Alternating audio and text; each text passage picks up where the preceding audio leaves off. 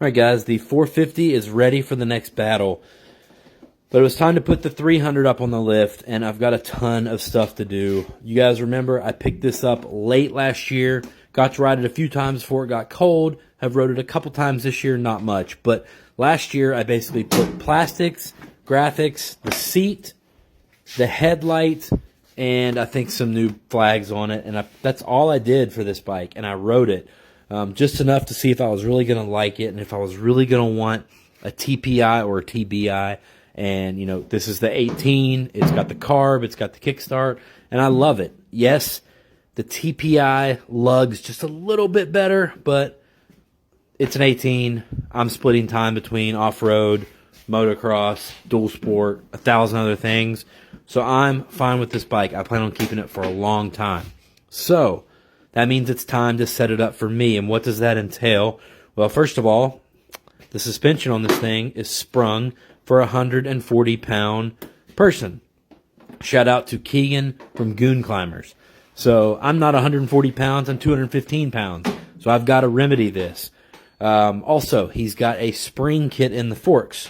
I don't really want to buy springs. I want to have the ability to change my pressures really quick.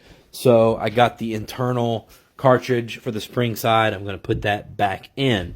For the shock, I got a shock spring for my weight. And I got a bunch of goodies from Race Tech to set the shock up. So I've got the res, the rebound separator valve, and somewhere here, gold valves. I've got some gold valves so I can dial this thing in for me. So the shock's coming off, the forks are coming off. While I've got all this down, I'm going to do an oil change. And I'm going to select some different tires. He's got, is this the M5B? Yeah, he's got the M5B on here.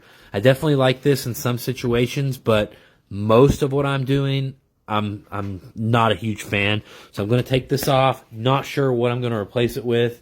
Same thing on the front. I'm going to take this off and put something I run, maybe a Shinko Fatty Cheater or something on there as well. And then also, we've got some carbon to install. So I've got the P3 pipe guard, the P3 skid plate. You guys know I got a rep P3 carbon. And that might be it. But that's going to take several days between valving the shock, dialing in the forks, all that stuff. So that will be the project here for this week in the MSG shop.